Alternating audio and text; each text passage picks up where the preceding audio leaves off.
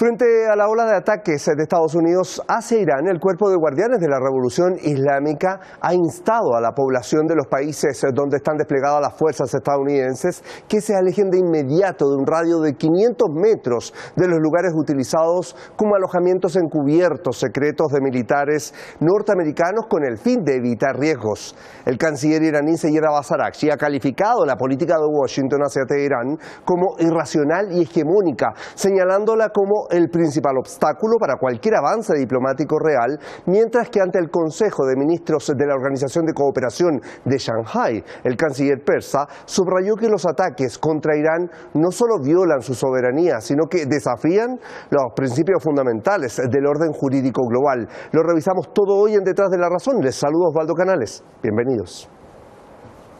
Esa es la situación actual. La Cámara de Representantes en Estados Unidos aprobó por un estrecho margen el día jueves 23 de julio una resolución para detener la acción militar de Estados Unidos en Irán, enviando una advertencia al presidente Donald Trump por segunda vez mientras la guerra ya se ha intensificado y el futuro del conflicto es cada vez más incierto. Irán, por su parte, endurece su discurso. Abro comillas, la regla que ya habíamos demostrado al enemigo que era operativa a partir de este momento, la consideramos una ecuación definitiva y comunicada al campo de batalla por cada ciudadano orgulloso, dicen, de la República Islámica de Irán, que haya sido asesinado. Un militar estadounidense será enviado a la perdición, lo ha advertido así el general de división Ali Abdullahi, comandante del cuartel general central Jat al-Anbiya de las Fuerzas Armadas iraníes. Bueno, ahí teníamos parte también de lo que ha ocurrido en las últimas horas. Quiero llevarlos a revisar también a quiénes son nuestros invitados en el día de hoy para profundizar en todos estos temas.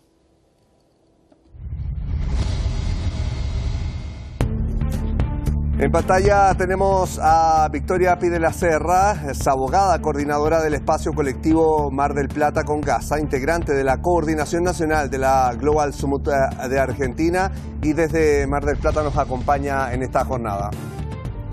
Junto a ella vamos a tener también a Cyril Ranz, economista y analista internacional, asesor fiscal y militante de Sierreren en ALTE, Plataforma Internacional Vasca con Siria desde País Vasco. Bien, vamos directamente. En nuestro wall ya los tenemos y un gusto de saludarlos. Victoria, gracias por estar con nosotros. ¿Cómo estás tú? ¿Qué tal? ¿Cómo están? Muchísimas gracias por la invitación y por convocarme. Un placer para mí estar en este programa. Bueno, y lo propio también para Asier. Asier, un gusto tenerte nuevamente en el programa. Muchísimas gracias por responder nuestra llamada. ¿Cómo estás? Muchísimas gracias, Osvaldo, y un placer, como siempre, estar junto a ti y junto a Victoria también hoy. Bien, a ambos los llevo a revisar varias cosas que tenemos en esta jornada. Victoria, quiero comenzar contigo en este caso. El Cuerpo de Guardianes de la Revolución Islámica de Irán, quiero llevar también o comenzar con parte de las reacciones en este caso de este organismo, ha instado a través de un comunicado a los ciudadanos de los países que albergan bases de Estados Unidos en Asia Occidental a alejarse, dice, de dichos lugares al menos unos 500 metros. ¿Qué representa desde tu punto de vista esta postura para los países de la zona que hacen frente sin duda a este tipo de golpes cuando las amenazas vienen de Estados Unidos, Victoria? Bueno, ahí claramente hay que tener en cuenta varias aristas. En principio, Irán lo que hace, lógicamente, es poder dar aviso ante las agresiones que recibe en función de los intereses norteamericanos que existen en países de la región y que han sido políticas de involucrar a Estados Unidos en sus propios territorios. Hoy padecen en algún punto las consecuencias de esas decisiones políticas y lo que hace la República Islámica, lógicamente, es poder dar aviso en función de sus objetivos legítimos de defensa, sobre todo a la población y a los pobladores. Irán siempre ha sido muy respetuoso de sus vecinos y este contexto no deja de sostener esa premisa, con lo cual el riesgo en el que puede estar la población o los países vecinos no tiene que ver con la República Islámica de Irán, sino con la presencia del agresor en esos territorios. Entonces, lo que hace la República Islámica, lógicamente, es dar aviso para preservar a sus vecinos, pero sin, digamos, quedarse sin dar respuesta legítima a las agresiones de las que es víctima cotidianamente.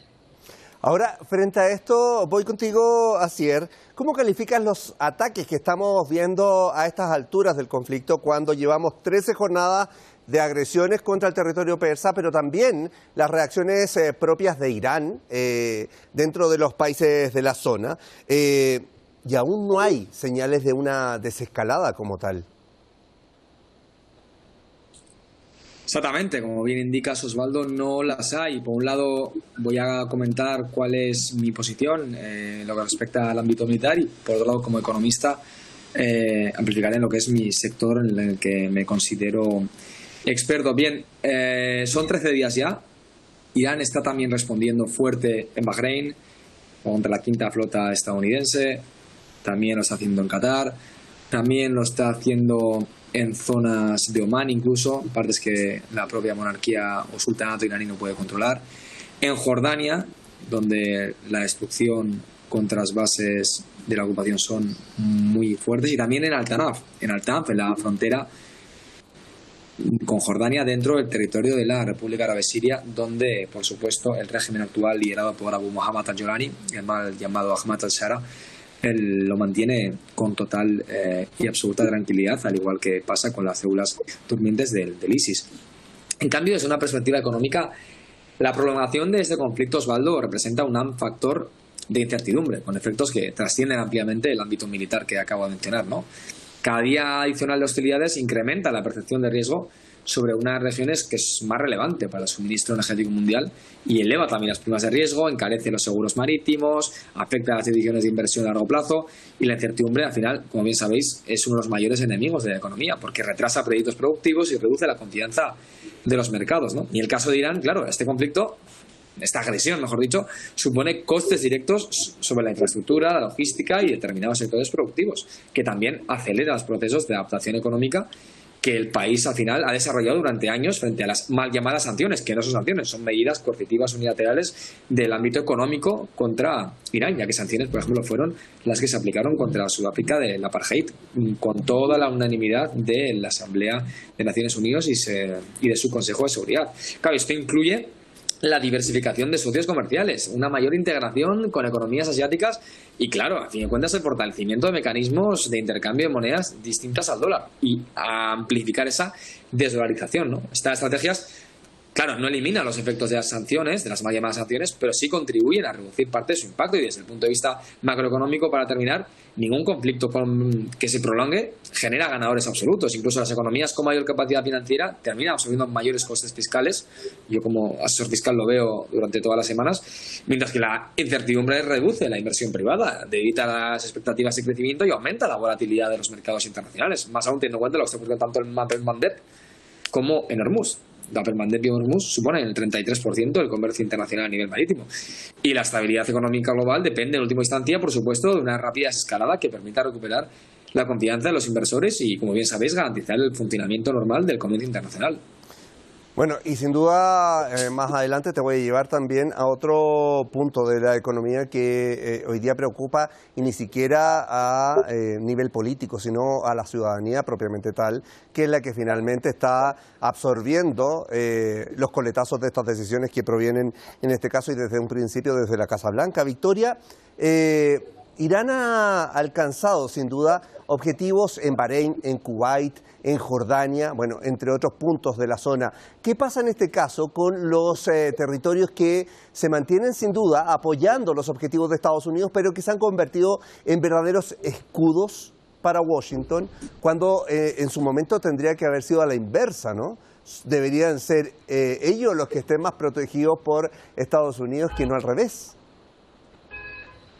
Sí, ahí, digamos, el problema es quizás que la situación ha cambiado, ¿no? Hace algunas décadas quizás podíamos pensar en una hegemonía norteamericana digamos, ¿no? Que se vendía como la protección del mundo, y que ese era un rol que muchos países consideraban ventajoso en función de acuerdos comerciales, defender determinados intereses propios.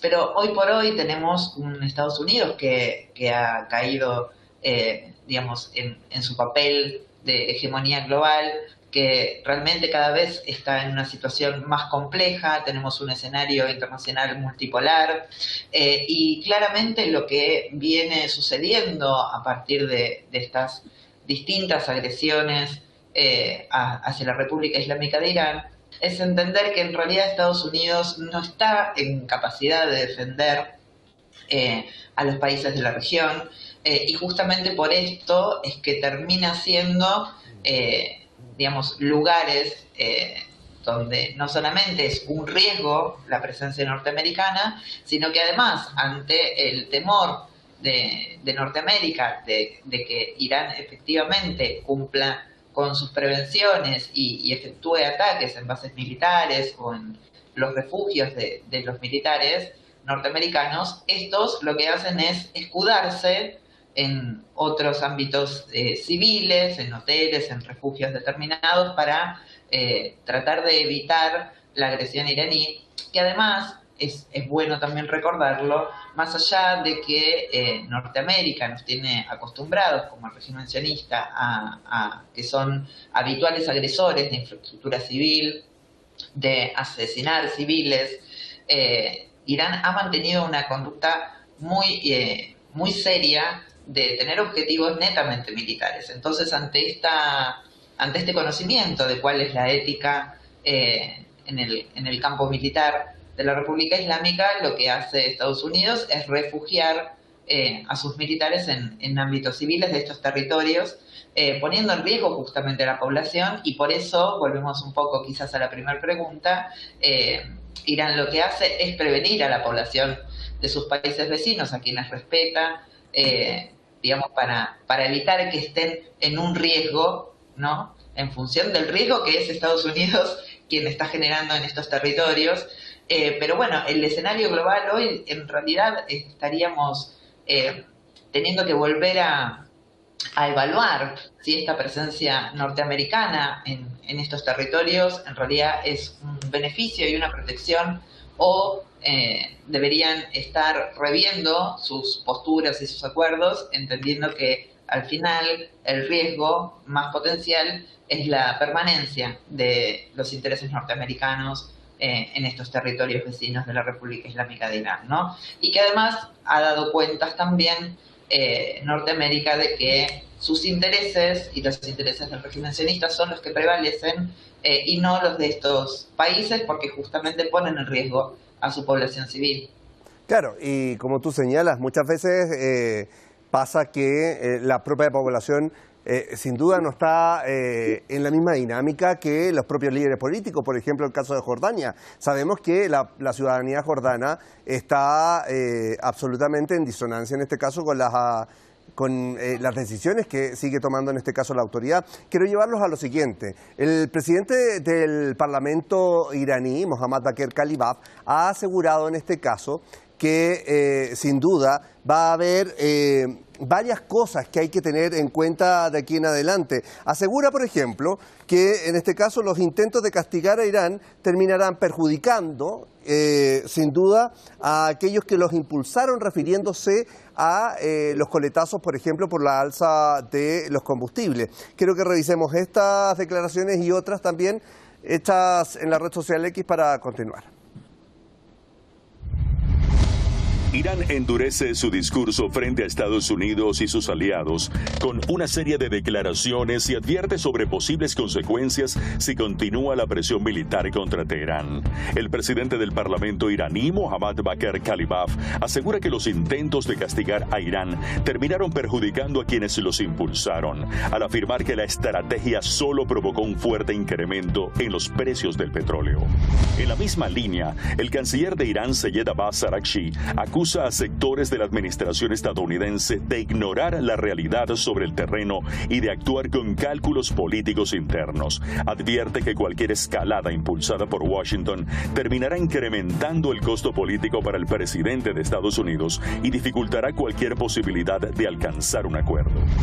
Por su parte, el portavoz de la Cancillería iraní, Esmail Baqai, sostiene que si se confirma la participación de países del Golfo Pérsico y de Jordania en operaciones militares estadounidenses contra Irán, esas naciones serían consideradas corresponsables de la agresión.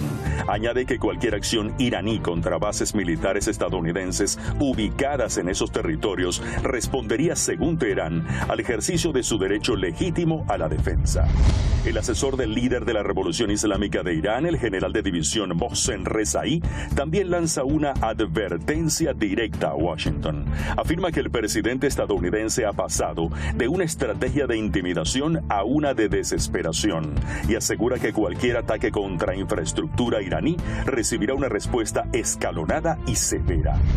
Ebrahim Azizi, presidente del Comité de Seguridad Nacional y Política Exterior del Parlamento iraní, dirige un mensaje al Reino Unido, afirmando que la época de las antiguas divisiones coloniales ha terminado y advirtiendo que Londres debería considerar la vulnerabilidad de sus propios territorios, al tiempo que asegura que las capacidades de Irán van más allá del ámbito militar. Bien, ahí teníamos varios puntos, pero me quiero quedar con uno. Voy con Asier Herranz.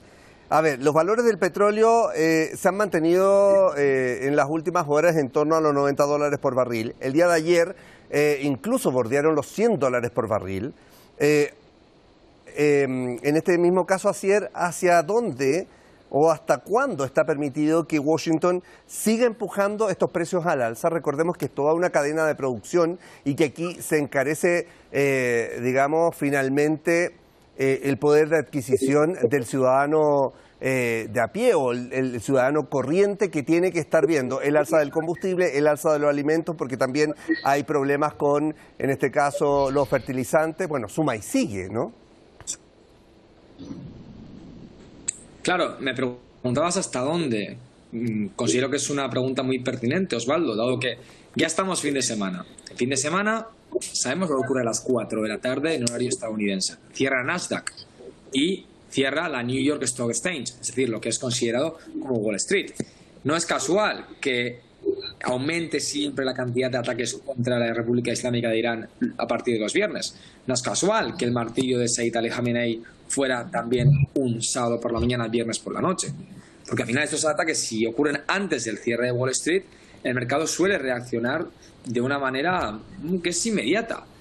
Y bajan las bolsas, el precio del petróleo sube, pero si ocurre después del cierre, que es lo que ocurre normalmente, lo que sucede en este caso con el tema de Irán, la primera reacción se ve tarde, el domingo por la noche o el lunes. Entonces, claro, el precio del petróleo refleja no solo los fundamentos tradicionales de oferta y demanda, que es lo que aquí en el Atlántico Norte, lo que incorrectamente, en mi opinión, llaman Occidente, no nos explica, porque también implica una importante prima geopolítica. Cuando aumenta el riesgo de interrupciones en el mal llamado Oriente Medio, es decir, en Asia Occidental, los mercados reaccionan de inmediato e incorporan ese riesgo a los contratos de futuro y las estrategias al final de cobertura que necesitan los grandes operadores financieros, porque ahí están, repito, Hormuz y Bab el-Mandeb, el 33%, un tercio del comercio marítimo mundial.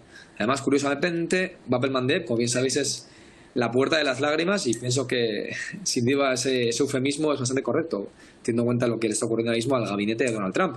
Y claro, a corto plazo, unos precios superiores, apuntabas tú, Osvaldo, a los 100, ¿no? Y claro, todo lo que supere los 93-95 dólares por barril beneficia en algunos países exportadores mediante, claro, mayores ingresos fiscales y comerciales. Sin embargo, no hay que olvidar que mantener esos niveles durante un periodo prolongado termina afectando sí o sí al conjunto de la economía mundial. Hablabas del bolsillo de las personas, de los trabajadores, del proletariado. Claro, es que el encarecimiento de la energía incrementa los costes de producción, de transporte, de distribución y alimenta las presiones inflacionarias. Esto, claro, obliga a muchos bancos centrales a mantener políticas monetarias que son restrictivas, es decir, que tienen que elevar las tasas de interés y entonces ralentizan el crecimiento económico. Además, por último, un petróleo que consistentemente, de manera persistente, se mantiene caro repercute sobre sectores diversos como la industria manufacturera, la agricultura, la aviación, el transporte marítimo. Por ello, claro, una escalada militar que se prolonga aún más no representa únicamente un problema regional, sino ya a riesgo para la estabilidad económica internacional, como estamos viendo. Yo aquí veo en Euskal Herria, en mi país, en el País Vasco, cómo ya está la gasolina a 2 euros. A 2 euros, a las puertas ya. Entonces, claro, los mercados energéticos necesitan previsibilidad. Y esa previsibilidad solo puede alcanzarse si se reducen las tensiones y se aumenta el fortalecimiento de la cooperación internacional, que hoy en día es la ausencia, teniendo en cuenta que quien está al mando de todo esto son personajes como Pete Hegseth o Marco Rubio. Bien, así es. Victoria, quiero que me permitan un momento, vamos a tomar contacto. El miércoles por la noche, Estados Unidos decidió atacar en la frontera entre Irán e Irak. Allí estaban cruzando los peregrinos que se dirigen por las ceremonias de Arbaín. Recordemos que cada año cerca de 20 millones de todo el mundo se reúnen en las ciudades santas de Nayaf y Karbala. Bueno, allí finalmente pierden la vida 2 personas en estos ataques y 11 resultan heridas. Estamos viviendo todos los días previos, en este caso, a las jornadas de Arbaín. Quiero tomar contacto con nuestra compañera y corresponsal Narguez Falah, que se encuentra en uno de los puntos de la capital iraní, Teherán, para contarnos también qué pasa con este ambiente y qué pasa sin duda con la atmósfera que se vive por estos días. Narguez Falah, te escuchamos. Gusto de saludarte y cuéntanos también cómo está el ambiente allí en Plaza Asadí, si no me equivoco. Bueno, Osvaldo, nos encontramos ahora en el centro de la capital iraní. Detrás de mí se puede ver la gran plaza de Asadí, donde centenares de los, digamos, ciudadanos se han congregado aquí para, digamos, congregaciones nocturnas. Pero además de esas congregaciones que siguen cada noche en diversas partes del país Irán, esa congregación es para específicamente la peregrinación de Arbaín. Sabemos que ya han empezado esta peregrinación desde Irak y como han anunciado oficialmente, más de 1 millón de personas han inscrito para ir a la peregrinación de Arbaín a Irak. Solamente hoy han pasado desde las fronteras de Irán casi 300 miles de personas para llegar a Karbala para celebrar 40 días después del martirio del Imam Hussein, una fecha muy importante para el calendario chií. Pero este año, como yo he entrevistado con los presentes aquí, es diferente, ya que estamos en una guerra y que ya hemos perdido desafortunadamente a nuestro líder mártir de la Revolución Islámica de Irán y también a los estudiantes mártires de Mina. Pero este año me habían dicho que esta peregrinación de Arbaín, esta peregrinación de Arbaín es para transmitir el mensaje de la resistencia iraní, de la victoria iraní al mundo, alzar la bandera de Irán junto a los grupos, a los movimientos de la resistencia, para que todo el mundo vea esta, digamos, resistencia a pesar de la guerra. Bien, Narguez Falah, te agradecemos el contacto. Vemos que obviamente cada noche los iraníes han demostrado la unidad desde el comienzo de la guerra. Recordemos que esto parte el 28 de febrero, el día 29 ya los iraníes se apostaron incluso bajo las bombas en las principales vías del país. Tú hablabas, se habla de 20 millones por lo menos el flujo internacional. Los iraníes están más de 1 millón ya esperando atravesar la frontera. 300.000 personas lo hicieron solamente esta jornada y es allí entonces donde radica la preocupación por los hechos que ocurrieron la noche del día miércoles, donde finalmente pierden la vida 2 personas y 11 quedan heridas por estos bombardeos en plena frontera. Ahora es importante, estamos con Victoria Pide la Serra y también con Asier Herranz. revisando este tipo de hechos, a ambos también les quiero pedir que revisemos lo siguiente, y es que autoridades iraquíes han visitado, en este caso, Irán. Se han reunido el primer ministro con el presidente y también con canciller de Irán para, obviamente, establecer conexiones, decisiones bilaterales, pero hablar puntualmente de lo que está ocurriendo, sobre todo en estos días donde la tensión ha ido en aumento en Asia Occidental. Revisemos el siguiente informe para profundizar también sobre este tipo de temas, las reacciones internacionales, qué es lo que está ocurriendo. Irán también habló en el grupo de cooperación de Shanghái. Bueno, esto y más en el siguiente informe. La República Islámica de Irán reafirma su postura inquebrantable frente a las políticas de dominación occidental. El canciller Seyed Abbas Araghchi ha señalado que la política de Washington es el principal obstáculo para la diplomacia, al persistir en un enfoque irracional que ignora la soberanía nacional. Nuestro problema con Estados Unidos radica en su enfoque irracional, excesivo y hegemónico, que se ha enfrentado al enfoque de la República Islámica de Irán. Mientras no comprendan que no hay otra opción que respetar a la nación iraní y sus intereses, no habrá fundamento para avanzar en esta dirección. Este asunto no requiere un mensaje ni una respuesta, basta con que reconsideren sus políticas. Esta política de resistencia no es aislada. Ante el Consejo de Ministros de la Organización de Cooperación de Shanghái, Araghchi ha advertido que las agresiones contra Irán trascienden sus fronteras, desafiando los pilares mismos del orden jurídico global. Defender estos principios no significa únicamente defender a la República Islámica de Irán, sino salvaguardar la seguridad colectiva, la estabilidad regional y la credibilidad del derecho internacional. En sintonía con esta visión de seguridad colectiva, Teherán ha fortalecido sus lazos con Bagdad. En reuniones de alto nivel, las autoridades iraníes han reafirmado que la cooperación regional es la herramienta más eficaz contra la injerencia.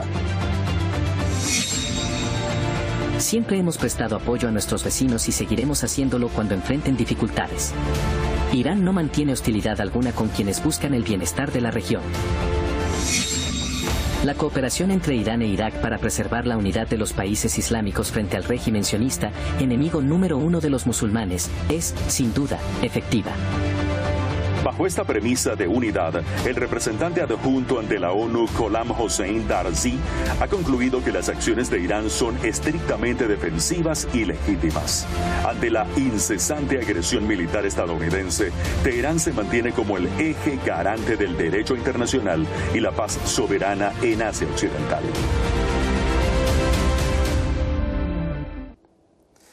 Bien. Revisábamos ahí contexto. Voy a continuar con nuestros invitados el día de hoy. Victoria, en este caso quiero plantearte la postura del canciller de Irán, Seyed Abbas Araghchi. Ha calificado la política de Washington hacia Teherán como irracional y hegemónica, señalando como el principal obstáculo en este caso para cualquier avance diplomático real la postura, obviamente, de Estados Unidos. ¿Qué deberíamos ver nosotros de aquí en adelante en el mediano plazo con los datos que tenemos sobre la mesa, Victoria? Y Estados Unidos lamentablemente ha tomado una mala decisión que fue avanzar hacia la agresión a Irán con un mal cálculo, ¿no? Este mal cálculo solo ha logrado que en el campo, digamos, en el nivel de enfrentamiento, se haya empantanado en un punto de difícil retorno, ¿no? Porque el mediano plazo para Trump, particularmente para Estados Unidos, es dificultoso en función de que no puede sostener un conflicto en el tiempo, porque no tiene la capacidad, porque Irán ha afectado muchas de sus bases militares en la región, no puede producir el armamento necesario para responder a largo plazo. Incluso a mediano plazo. Hay análisis que ya decían cuando se comenzó las negociaciones que era muy difícil el reabastecimiento militar norteamericano en el punto en que se encontraba. Y claramente, como bien expresaba el ministro, la conducta irracional tiene que ver con una imposibilidad de darle un cierre digno para Estados Unidos a esta situación. O fracasa aceptando las condiciones de la República Islámica o fracasa en el mediano o largo plazo en el campo. Entonces, esta situación realmente genera lo que también se mencionaba hace poco, que es una política más de desesperación que de avance y estratégico. Entonces tenemos, digamos, una imprevisibilidad sobre cuál puede llegar a ser la situación, porque cuando uno se encuentra resolviendo cosas de manera desesperada, las decisiones pueden ser muy imprudentes, ¿no?